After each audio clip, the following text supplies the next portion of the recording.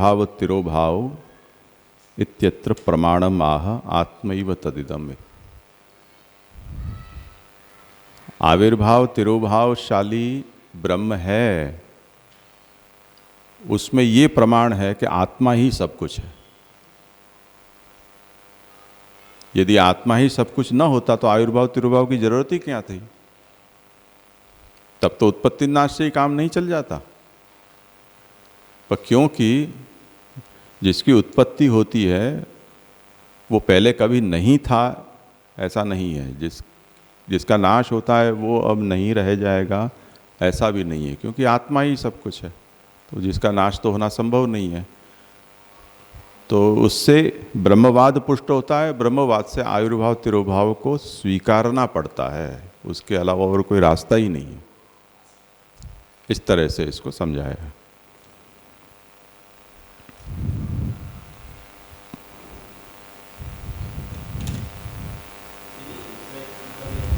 तिरोभाव वाला जो महाप्रभु जी का सिद्धांत है, मतलब हम जैसे श्यामू के 9 वाद देखते हैं ब्रह्मवाद में, उसमें तो ये वाद मतलब हमने उतना देखा नहीं, तो पुराणों शास्त्रों में यही वर्डिंग से ये आविर्भाव तिरोभाव मतलब हाँ शास्त्र वचन है, वराह पुराण का है ये वचन। अच्छा, आविर्भाव तिरोभाव का मतलब वहीं से वचन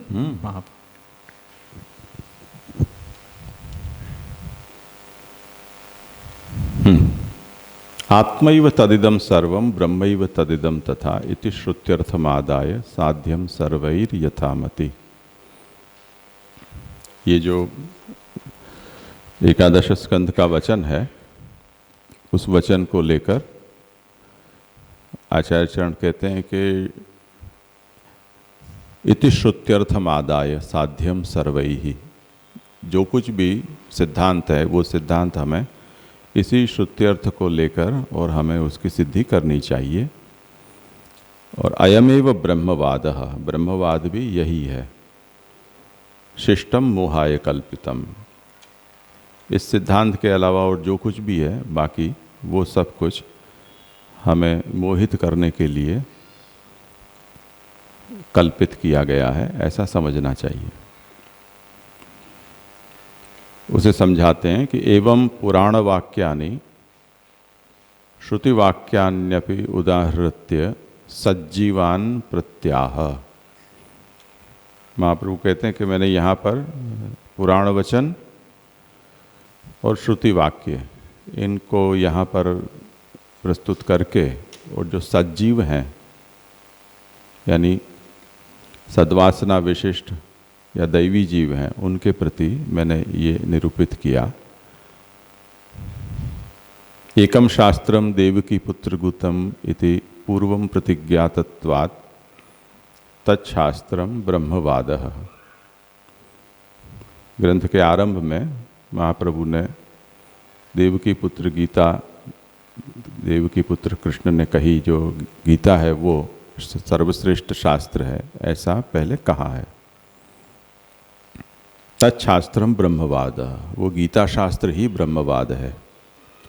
इसलिए वहाँ ये भी साथ साथ में कहा था कि कृष्ण वाक्यानुसारेण शास्त्रार्थम ये वदन्ति ही ते ही भागवता प्रोक्ता शुद्धास्ते ब्रह्मवादिनः।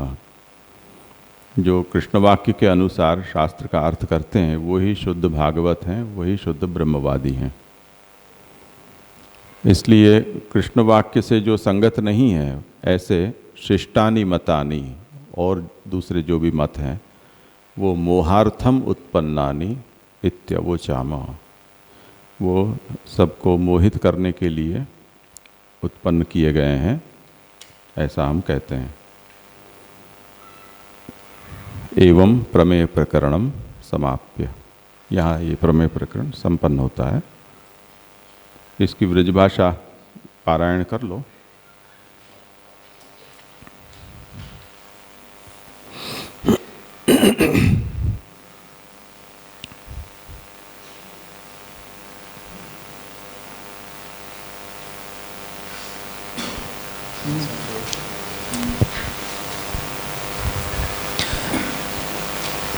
यदि ये कार्य अभिलिषित फल 178 श्लोक, यदि ये कार्य अभिलिषित फल को सिद्ध करीवे वारो है, ऐसो ज्ञान यदि पुरुष को सत्कार्य में प्रवृत्त करी सकतो होय तो ये कार्य अनिष्ट दुख को करीवे वारो है। ऐसो ज्ञान अनिष्ट करीवे वारे कर्मंसो पुरुष को निवृत्त क्यों नहीं कर ले है। यदि ऐसे ही होय तो जहर खाएवे में युद्ध करीवे में जान करके नदी आदि में गिर पड़वे में बहुत से मनुष्य क्यों प्रवृत्त हो जावे है।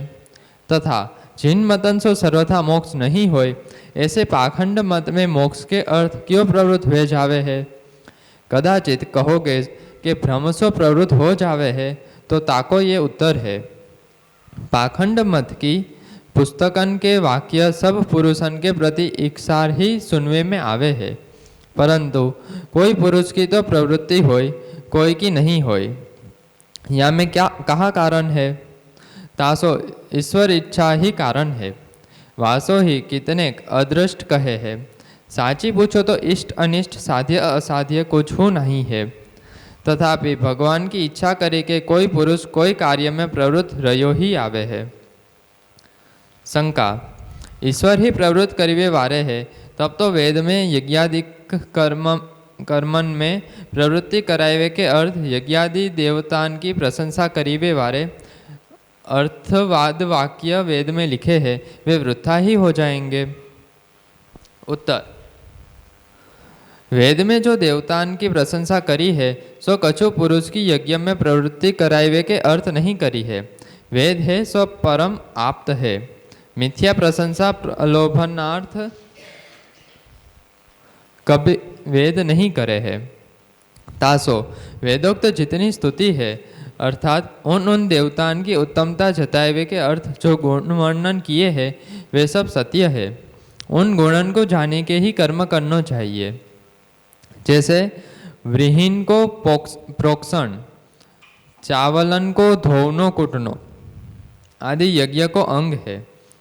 जा प्रकार प्रोक्षण अर्थात धोवनो, अहवनन अर्थात कुटनो लिख्यो होय वैसे ही कियो सो फल होय। ऐसे ही वायुर्वे शिप्रकारिणी देवता अर्थ वायु शीघ्र कार्य करेवे वारो देव है। ऐसे वायु की स्तुति लिखी है। या को जानी के ही कर्म करनो। या प्रकार जितनी स्तुति अर्थवाद में लिखी है वो सब कर्म को अंग है। उनको जान के कर्म करी वे सो ही कर्म सांग सफल होवे है। जैसे गायत्री संबंधी रस पृथ्वी पे गिरियो वो पृथ्वी में धस गयो, वो खेर को वृक्ष रूप भयो इत्यादि। खादी अर्थात खेर वृक्ष को स्वरूप जान के खेर को युप अर्थात यज्ञ स्तंभ बनावनो। वेद है सो स्वर्गादि फलन को वर्णन करे है तथा स्वर्गादि प्राप्त होवे के साधन जे सोम यागादिक है उनके स्वरूप को ही वर्णन करे है। पुरुष सो जबरदस्ती यज्ञादिक नहीं कराए सके है। यदि साधन फल बताए मात्र करके ही वेद को प्रवृत्ति करीवे वारो मानो हो तो बहुत अच्छी बात है। वेद सो ही यदि मनुष्यन की फलमुख प्रवृत्ति हो जाती तो सभी को वेद सत्कर्म में प्रवृत्ति क्यों नहीं कर ले है। यदि कर ले है तो नरकन में मनुष्य क्यों जावे है तथा चोरी हिंसा आदि करके राजदंड क्यों पावे है। तासो वेद प्रवृत्ति नहीं कर सके है। शंका। भगवान ही कर्म में पुरुष को प्रवृत्त करे है ऐसे मानवे में हूँ ये दोष आवे है क्योंकि भगवान तो परम कृपालु है। अधर्म में पुरुष को प्रवृत्त करके नरक राजदंडादिक दुख क्यों देवे है। उत्तर। प्रेरको भगवानात्मा इति। भगवान को प्रेरक मानवे में कुछ दोष नहीं आवे है क्योंकि भगवान तो सबकी आत्मा है। तासो सुख जैसे होए तैसे प्रेरणा करे है। जैसे पुरुष अपने अंगन में यथासुख चेष्टा करे है, कोई समय बाएं पाँव को नीचे धरी के वाके ऊपर दाएं पाँव को धरे है तो कोई समय दाएं पाँव को नीचे धर के वाके ऊपर बाएं पाँव को धरे है। ऐसे ही साधु कर्म कारयति कोशी उपनिषद 3:9 या श्रुति के अनुसार इच्छा होय जा जीव को राजा बनाए के उच्च कर दे है, इच्छा होय जा जीव को हीन दास बनाए दे है। तहाँ भगवान तो ऐसी ही प्रेरणा कर सके है जासो सब जीव सुकर्म करके समान रहे रहे आवे, तथापि भगवान जीवात्मक अपने स्वरूपन को ऐसी प्रेरणा क्यों करे है कि झासो अनेक मनुष्य गो गधा आदि योनिन में जीव जन्म ले है। ऐसी शंका नहीं करनी। सब जीव समान हो जावे तो राजा ही राजा सब हो जावे, सो जगत क्रीड़ा नहीं संभव सके, तथा जगत में विचित्रता हो नहीं हो सके। और सुख दुख तो सब ही योनिन में सब ही जीवन में समान है। पुरुष है सो अपने भ्रम सो ऊंच नीच तथा सुख दुखादि तरतम भाव उतार चढ़ाव देखे है। यदि गर्दभादि योनिन में दुखी होय तो गर्दभ की योनि में गयो जीव या वा योनि के सुख की इच्छा क्यों करे है। भगवान स्वयं ही जीव रूप धारण करके क्रीड़ा करे है। जब इच्छा करे तब अपने जीव रूप को राज्याधिकारी कर दे है, जब चाहे तब नरकाधिकारी कर दे है। सब ठिकाने फल हो समान है, स्वरूप हो समान है। या ही सो गीता में सुनी चैव स्वपाके च पंडिता समदर्शिनः, भगवत गीता 5:18 तथा स्वर्गा पर्व गणर केस्वपि तुल्यार्थ दर्शिनः, भागवत पुराण 6:17-28 अर्थात गो हस्ती स्वान आदि योनि में तथा स्वर्ग नरकादिक में ज्ञानी भक्त समान दृष्टि रखे है। अखंड विश्व कृष्ण के समान है, ऐसे मध्यमाधिकारी को प्रतीत होय है। उत्तमाधिकारी को तो अखंड कृष्ण रूप है ऐसे अनुभव होय है। ये बात शास्त्रार्थ प्रकरण में यत्र येन यतो यस्य यस्मै यद्यत यथा यदा स्यादिदं भगवान साक्षात प्रधान पुरुषेश्वर तत्वादिप निबंध 1:69 या श्लोक में निरूपण कीनी है। वहाँ सब कारक भगवत रूप है ये बात लिखी है। जैसे ब्रह्म सृष्टि के आदि काल में इच्छा करके आत्मा सो जीवन के अर्थ ब्रह्मांड को करे है, यह वाक्य में ब्रह्म कर्तो कारक है, जीव संप्रदान कारक है, ब्रह्मांड कर्म कारक है, आदिकाल अधिकरण कारक है, इच्छा करण कारक है, आत्मा अपादान कारक है, सृष्टि संबंध है। ये सर्व पदार्थ भगवत रूप समझने। यह प्रकार पदार्थ मात्र भगवत रूप है ये बात एकादश स्कंध में आत्मेव तदिदम सर्वम भागवत पुराण 11:28-6 या श्लोक में लिखी है। भगवान ही सर्वरूप है, भगवान ही उत्तम करे है तथा भगवान ही उत्पन्न होवे है। भगवान ही रक्षा किए जावे है, भगवान ही रक्षा करे है। विश्वात्मा भगवान आप अपने स्वरूप को ही संहार करे है तथा भगवान ही आविर्भाव तिरोभाव शक्ति द्वारा उत्पत्ति स्थिति संहार लीला करे है। श्री वल्लभाचार्य जी श्रेष्ठ जीवन के प्रति उपदेश करे है। प्रथम प्रकरण में देवकी पुत्र गीता, जो गीता है वो ही एक शास्त्र है, ये प्रतिज्ञा कर आए हैं। गीता में जो लिखियो है वाको ब्रह्मवाद समझनो। जे वादी उल्टी शंका करके कहीं भई युक्तिन को बाध करे, उनके आगे गीता द्वारा ही अपने सिद्धांत को स्थापन करनो। गीता जी में 10वाध्याय में एकांश ने स्थितो जगत, भगवत गीता 10:42 या श्लोक में तथा एकादश अध्याय में अर्जुन को अपनो विश्वरूप दिखायो, तहाँ जगत भगवत रूप है ये स्पष्ट ज्ञात होवे है। श्री कृष्ण ने हो गीता में वासुदेव सर्वम इति, भगवत गीता 7:19 या श्लोक में सब जगत भगवान ही है ऐसे मानवे वारे को महात्म्य कहो है। ये गीता शास्त्र ही ब्रह्मवाद है, या सो विरोध राखीवे वारे जितने मत है वे जीवन को भ्रमित करीवे वारे है। तहाँ शंका होय जो यह ब्रह्मवाद में चोरी आदि करीवे वारे को दंड नहीं होना चाहिए, क्योंकि परमात्मा को प्रेरक मानो हो तब चोरी करीवे में हूँ परमात्मा ही प्रेरक भयो। उत्तर, देह इंद्रिय आदि कर्म में अहंता नहीं होई। मैंने ये कार्य कियो ऐसी झाकी कबहू बुद्धि नहीं होई, वाको पाप नहीं है। यस्य नाहम कृतो भावो बुद्धिर यस्य न लिप्यते अथवापि स ईमान लोकान न हंति न निबध्यते, भगवत गीता 18:17। ये गीता में लिखियो है। लोक में हूँ अहंता रहित परमहंसादिक को दंड नहीं होवे है। जहाँ ताही अहंकार है वहाँ ताही दंड हो है। इति प्रमेय प्रकरण। जी जी, एक प्रश्न था कि ये स्तुति के बारे में यहाँ पे जो लिखा कि अर्थवाद जो है, तो वो कोई और अर्थवाद मान रहा है स्तुति को। इसके आगे में महाप्रभु जी कह रहे हैं कि ये कर्म का अंग है। वैसे भागवत जी में हम देखते हैं कि स्तुति है वो महात्म्य ज्ञान भी प्रकट करती है, तो यहाँ पे सिर्फ उनको जवाब देने के लिए कहा है कि कर्म का अंग है। वहाँ पे जो स्तुति है वैसे कोई महात्म्य ज्ञान भी प्रकट करती है। वो स्वरूप प्रतिपादक कहा है ना, तो यज्ञ के अंग के रूप में ही वो प्रतिपादकता आएगी ना जी। हाँ वो तो ऐसा ही है ना। जी जी, क्योंकि जैसे आदित्यो यूपः ऐसा हम कहें, ये जिस यज्ञ के प्रसंग में यूप की प्रतिष्ठा वहाँ की जाती है, वहाँ प्रतिष्ठित यूप ही आदित्य स्वरूप है उस प्रसंग में, ऐसा कहा जाता है।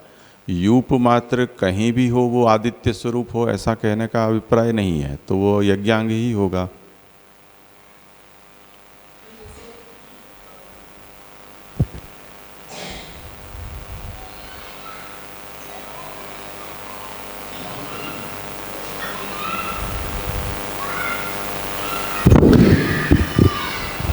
जैसे श्याम बाबा कह रहे हैं ना कि वेद में भी भक्ति निगूढ़ है, मतलब छुपी हुई है, तो वो हमको ऐसे दिखाई नहीं देगी। सब यज्ञ और ज्ञान के रूप में सब कुछ दिखता है, मगर भक्ति अंतर्गत है।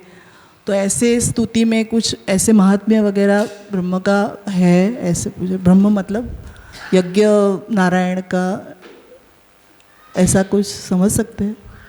तो जैसे यूप का ही उदाहरण लो तो वो तो भौतिक पदार्थ है। खदिर का यूप है, हम तो उसको भिगो कर चूरा करके और पान में लगा के खा जाते हैं। तो उसमें उसके प्रकट रूप में तो कोई महात्म्य है नहीं। ये हो सकता है कि जिसको बहुत खों होती है उसको खांसी में खदिर आदि वटी खाने से राहत मिल जाए, वो एक अलग कथा है, वो भी उसका महात्म्य है आयुर्वेद की दृष्टि से। पर अन्यथा वो आदित्य स्वरूप है, ये तो उसकी आधिदैविकता का निरूपक हुआ ना। तो जो भौतिक पदार्थ है उसकी आधिदैविकता वो भगवान का ही तो महात्म्य है, वो अधिदेव भगवान के रूप में ही तो वहाँ आ रहा है। इस तरह से हमें उसको भगवत महात्म्य प्रतिपादक मानना हो तो मान सकते हैं, ऐसी कोई बात नहीं है। तो यहाँ उस पक्ष पर महाप्रभु अभी विचार नहीं कर रहे हैं क्योंकि वो प्रसंग नहीं है।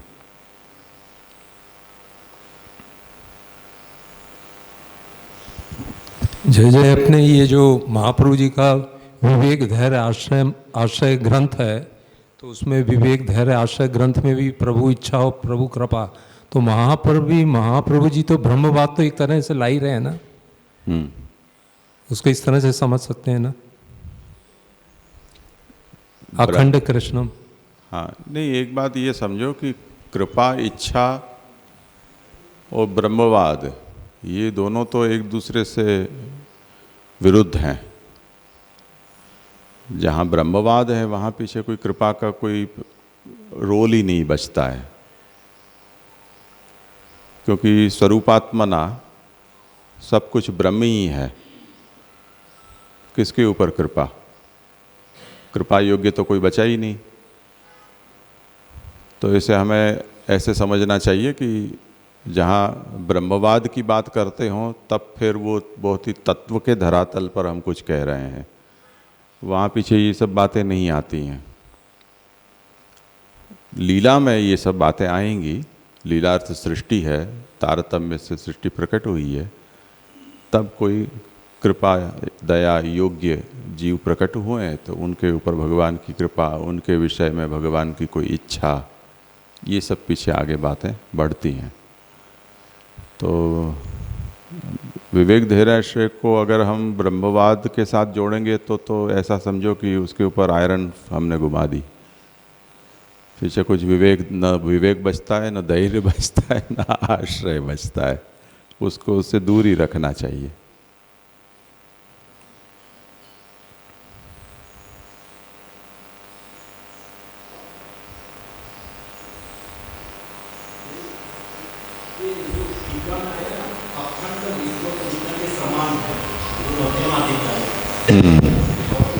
अधिकारी को तो अखंड कृष्ण रूप है।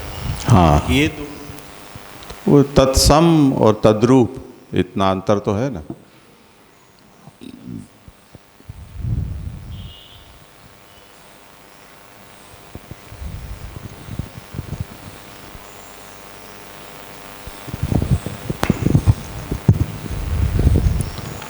जी जी, जो 181वें श्लोक में जो प्रेरक हो भगवान आत्मा स्वात्मना दोषवर्जित, तो वहाँ पर मतलब यहाँ पे तो वादी को प्रत्युत्तर के रूप में भगवान आत्मा कह रहे हैं, पर इसे हमारे स्केल पे देखें तो इसे अंतर्यामी तया ही लेंगे। प्रेरक अंतर्यामी भी होता है, पुरुषोत्तम भी होता है। और जैसे कि हम व्यास नारद के प्रसंग में देखें तो नारद जी के द्वारा भगवान ने व्यास को प्रेरणा दी, या शुक परीक्षित के रूप में देखें तो परीक्षित को भगवत कथा सुनाने के लिए शुक को प्रेरित किया।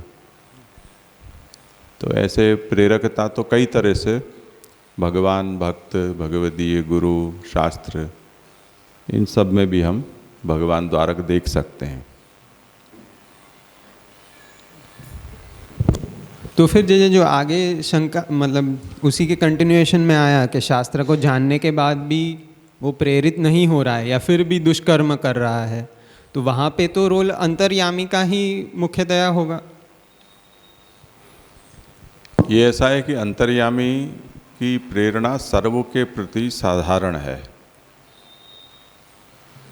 जैसे आपने मेन स्विच को ऑन कर रखा है, तब वो परिसर में जितनी भी इलेक्ट्रिकल सप्लाई हैं, जितने स्विचेस हैं, उनमें वो पावर सप्लाई इस समय है ही अंतर्यामी की तरह। तो जहाँ भी आप ऑन करोगे तो वो एक्टिवेट होगा, ऑफ करोगे तो वो डीएक्टिवेट हो जाएगा। तो अंतर्यामी की जो प्रेरकता है वो प्रवृत्ति निवृत्ति दोनों में है, और इसी तरह न प्रवृत्ति न निवृत्ति उसमें भी है।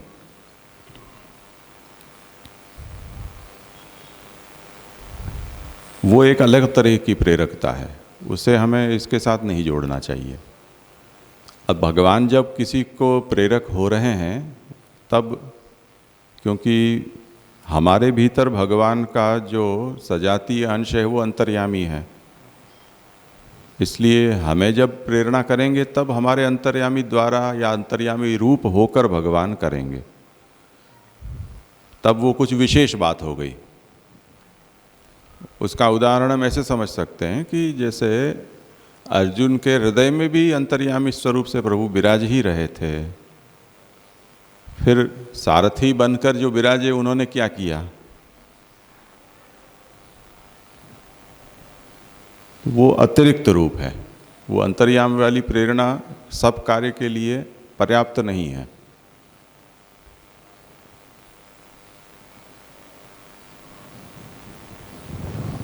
तो यहाँ पर जो दुष्कर्म आदि भी कर रहा है, तो शास्त्र के जानने के साथ उसे वो अंतर्यामी से वैसी उल्टी प्रेरणा हो रही है।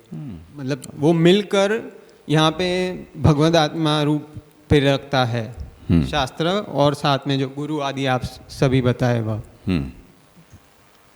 और दूसरा जो ये अगर थोड़ा विवेचन हो सके तो ये ब्रह्म कर्तृकारक और जीव संप्रदान कारक, ब्रह्मांड कर्म कारक, वो तो यत्र येन यतो यसी यस्मि यदि यथेदादात स्यादिदम भगवान साक्षात प्रधान पुरुष ईश्वर, उसमें जितनी भी विभक्ति के अर्थ हैं तद्रूप भगवान है, उसका विवेचन है वो। हाँ,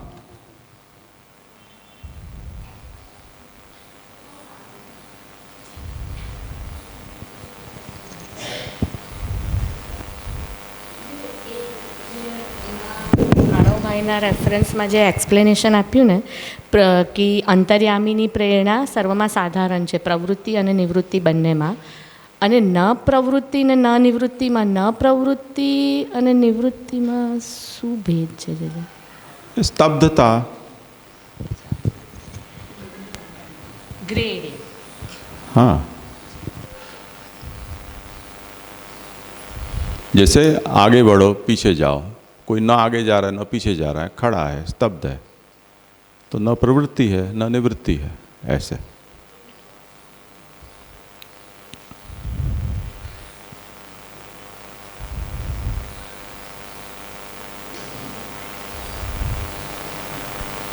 जी, ये हम भागवत जी में भी देखते हैं कि ये जो प्रेरणा यहाँ पे लिखा है कि भगवान प्रेरणा ऐसे देते हैं जिसमें उस जीव को सुख लगता है। तो वो सुख या दुख, मतलब सुख उसको लगता है कि चोरी करने में उसे सुख है, तो वो सुख के उस मुताबिक उनको प्रेरणा देते। तो वो उसको सुख वगैरह जो फील करता है वो कर्म वासना की वजह से हो रहा है।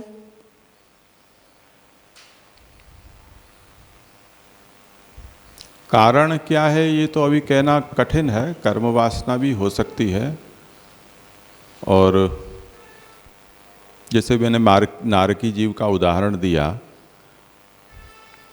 कि भूख का दुख मानो कि चोरी है, वो उसका अनिष्ट फल है, ये कोई चोर जानता है। पर उसको जो इस समय भूख लगी है उसका दुख इतना ज़्यादा है कि वो चोरी करके खाने का दुख उसके सामने उसको अभी कम लगता है। तो तारतम्य के ज्ञान से भी ऐसा किया जाता है। अब मूल कारण क्या रहेगा वो तो अब कहना बहुत मुश्किल है, क्योंकि ये बहुत कॉम्प्लेक्स नेचर की हमारी पूरी बनावट है। तो कब कौन सा एलिमेंट काम कर रहा है वो कह पाना बहुत कठिन है।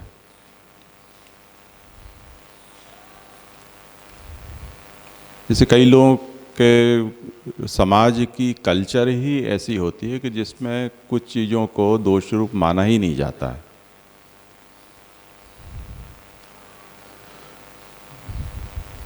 जैसे ब्रजभाषा में हम वहाँ जाते हैं तो वहाँ जो गालियाँ बोलते हैं तो उनको ऐसा लगता ही नहीं कि हमने गाली बोली है।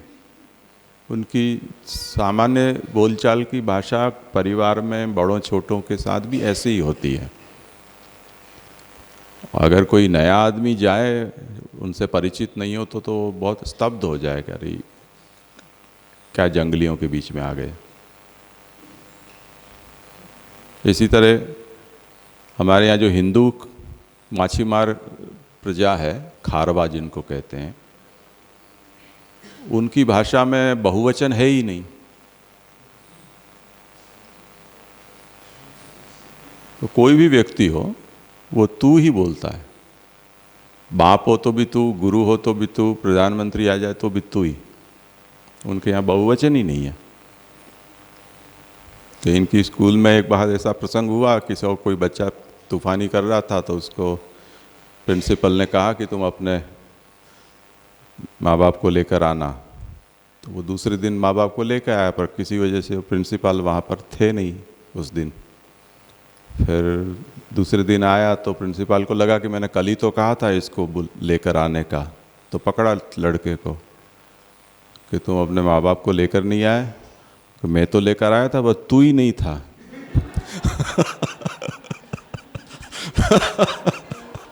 हाँ तो उनकी भाषा में वो है ही नहीं। आप या तमे जो गुजराती में कहते हैं, ऐसे कोई शब्द ही नहीं है।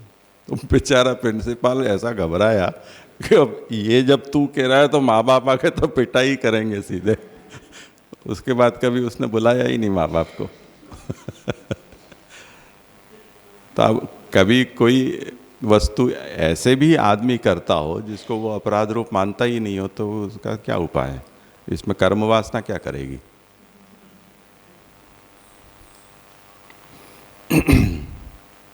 जैसे जितने भी सरकारी कुर्सी पर बैठते हैं उन लोगों को ये सिद्धांत बहुत ही हृदयारूढ़ होता है कि हमें जो पगार मिलती है वो यहाँ बैठने की मिलती है, काम करने के पैसे तो आपको देने हैं। ये बिल्कुल ध्रुव सिद्धांत उनके यहाँ खून खून में बसा हुआ है। अब इसमें उनको कोई शर्म भी नहीं है। हम ये सोचते हैं कि घूस खाते हो, शर्म नहीं आती है, देशद्रोही हो। तो वो आपकी समझ ऐसी है।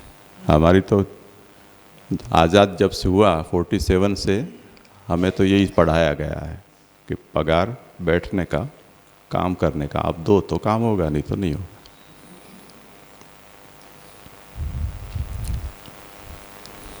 तो अब देखो यहाँ ये प्रमेय प्रकरण वैसे संपन्न होता है। आज इसकी प्रस्तुति का रखना है क्रम, करोगे?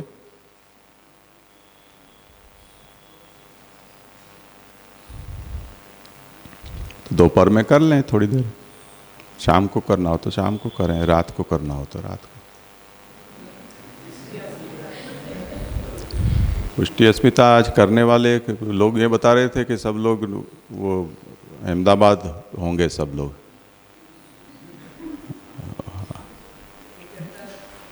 और गायों के लिए भी कुछ करना है, तो आज थोड़ा समय, वो तो खैर दिन में होगा 7 बजे पहले तक। नहीं, मुझे कोई समस्या नहीं है, मुझे इसमें विश्व कप में कोई रस भी नहीं है।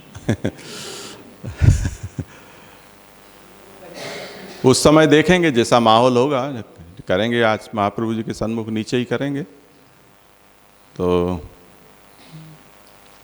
उस समय ऐसा माहौल होगा तो कर लेंगे, नहीं होगा तो दृढ़ चरणन केरो करेंगे। तो अब ये श्लोक आप लोग वितरित कर लो। और दूसरा वो क्या पुराण, तो क्या कौन सा विषय था? प्रमाण प्रकरण में कुछ कारिकाएं बाकी हैं ऐसा कहा, वो कौन सी बाकी हैं? फिर भी कौन सी कारिका से बाकी है वो बोलो ना।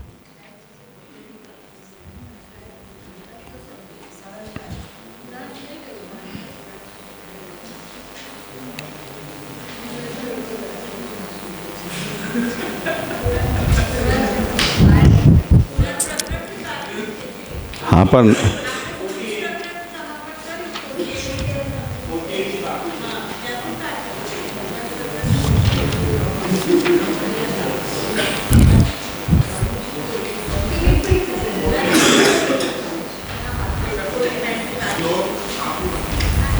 नहीं, श्लोक आप लोग बांट लेना। मुझे ये बता दो पहले सर्वानुमत से कि कहाँ से बाकी है।